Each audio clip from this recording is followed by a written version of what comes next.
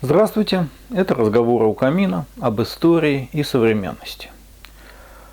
На этой неделе, безусловно, самой значимой датой является столетие русского исхода. 100 лет назад войска русской армии генерала Врангеля и с ними тысячи гражданских беженцев покинули Крым. Уходящая в море цепочка пароходов – символ окончания белой борьбы в европейской России. Начинается замечательная история русской эмиграции. Уникального феномена в истории русской цивилизации. Когда сотни тысяч, а по оценкам иных специалистов до 2 миллионов русских людей оказались на чужбине. И вот здесь надо сразу сделать важную ремарку. Когда говорят, эти люди покинули родину после гражданской войны или в ходе гражданской войны, возникает такое ощущение, что вот эти люди жили себе жили, вдруг решили, что надо бы куда-то всем уехать. Сели на пароходы и поплыли. Люди покинули родину. Но что такое родина? Что такое Россия? Что такое Россия? Леса, поля, реки, горы. Но эти леса, поля, реки и горы существовали до прихода сюда русских людей. И это тогда было Россией? Много тысяч лет назад. Те же горы, те же реки, те же озера. Но вот пришли сюда русские люди, дали им русские имена, построили на берегах русские города и села, и родилась Россия. Россия – это прежде всего люди. А где была Россия в 1920 году? Ведь в Петрограде и в Москве развивались красные знамена, и о России там не говорили ни слова. Там говорили о торжестве мировой революции и торжестве Земшарной Республики Советов. Вот о чем говорили красные вожди, вот за что воевала Красная Армия. Россия была для этих людей врагом. Россия была с теми людьми, кто оставлял наше Отечество. Вот оно, единство, борьба противоположностей, гегелевская диалектика. Когда затонул «Титаник», старшим из выживших офицеров на суде спросили, когда вы покинули судно, сэр? Он ответил, я его не покидал. Значит, судно покинуло вас? Да, сэр. Вот здесь мы имеем тот же самый феномен. Не русские люди покинули Россию. Россия погрузилась в историческое небытие, а вернее захватившие капитанскую рубку русского корабля, большевики приказали ему нырнуть в воду, раствориться в мировом океане глобального проекта мировой коммунии, уйти под воду. А те, кто не умеет дышать жабрами, ну что ж, те должны были погибнуть. В этом радикальное отличие двух сторон русской гражданской войны. Белыми называли тех, кто воевал против глобалистского, большевистского проекта, кто воевал за Россию. Они были очень разные, потому что они очень по-разному видели Россию. Кто-то видел ее монархией, кто-то конституционной монархией, кто-то демократической республикой. Но так или иначе все они видели в ней Россию. А красные видели начало нового этапа в истории человечества, создание мирового коммунизма. Конечно, на это можно возразить. Сказать, что это было написано на красных лозунгах. Но реально большинство людей, воевавших под красными знаменами, воевали тоже за Россию, только за советскую.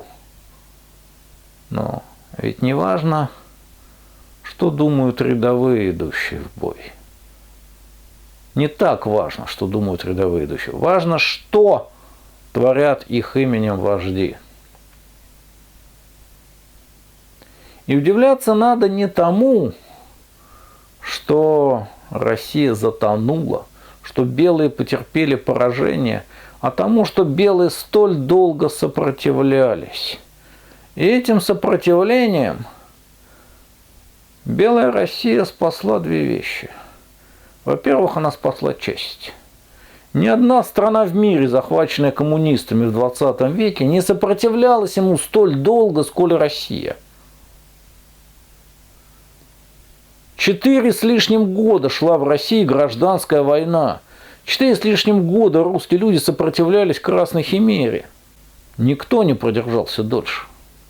А во-вторых, русские люди спасли мир от мировой революции.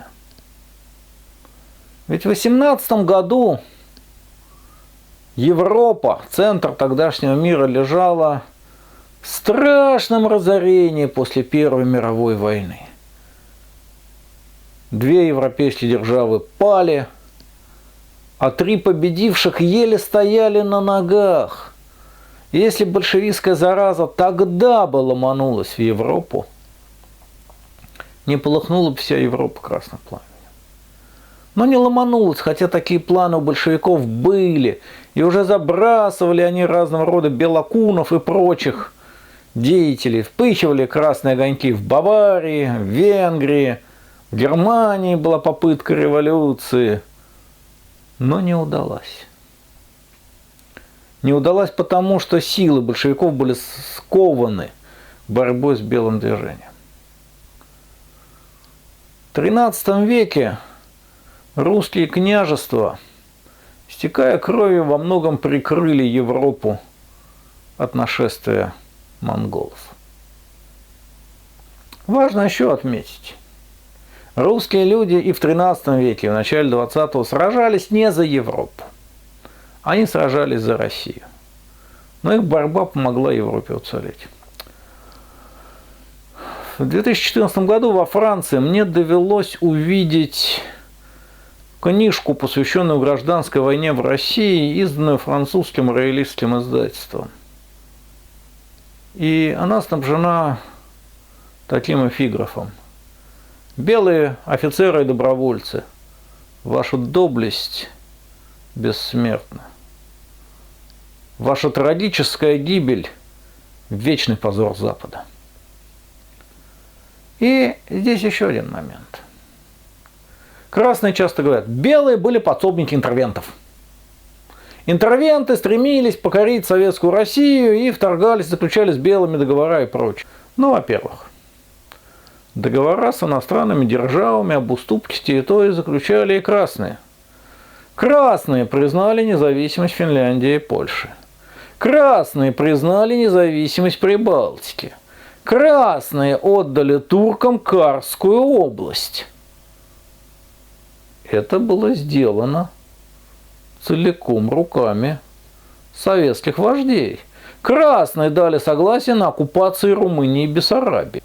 Да, кое-что из этого большевики потом сумели вернуть под свою власть, а кое-что не сумели. Над Карсом и поныне развивается красный турецкий флаг. А что же белые?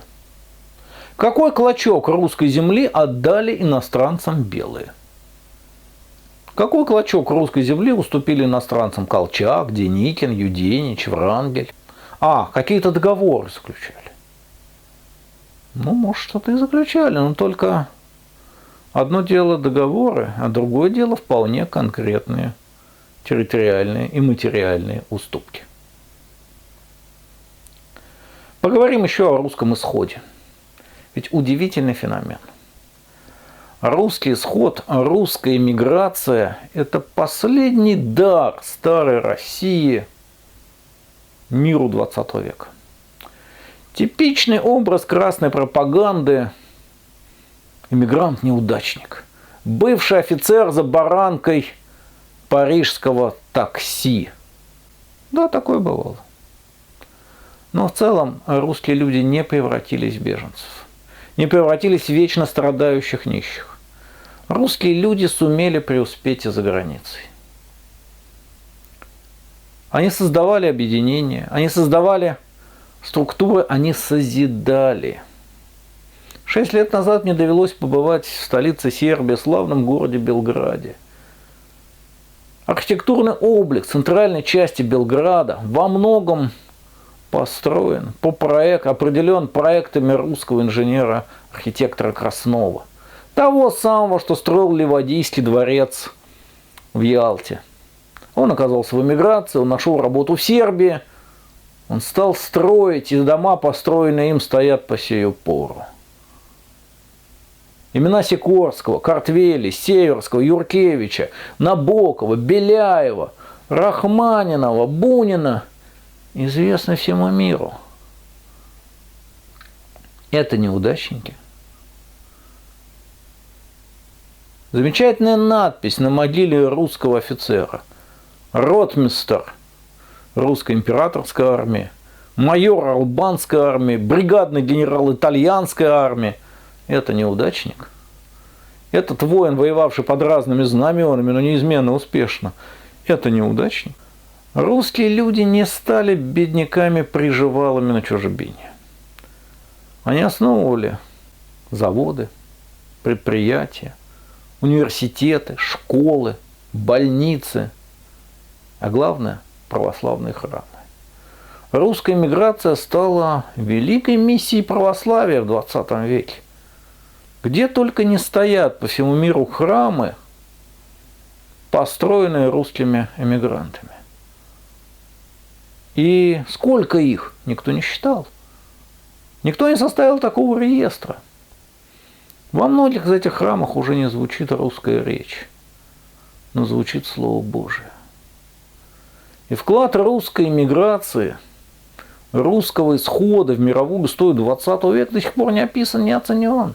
А ведь он колоссален. И это тоже часть русской истории. Конечно. Аналогии не точны. И аналогия гибнущей исторической России с «Титаником» не точна хотя бы тем, что на борту, лежащего на дне «Титаника», живут только рыбы, ну и какие-нибудь морские животные.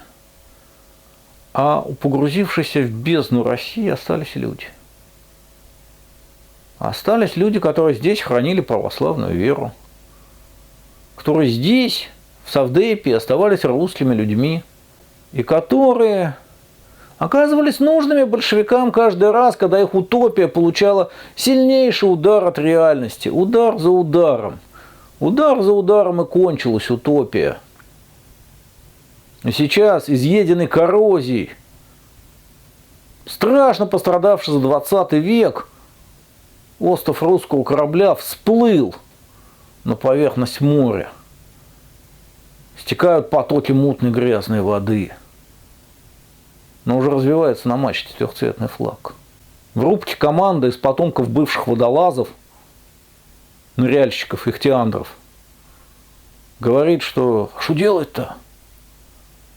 А на палубах раздаются: давайте вниз, давайте вниз. Там дышать через акваланг, чудо как хорошо. Там мороженое по 20 копеек. Давайте вниз, давайте снова утонем. Погрузимся в сладкий тлен коммунистической утопии. Не получается. Не получится. Корабль должен плыть. И он поплывет дальше.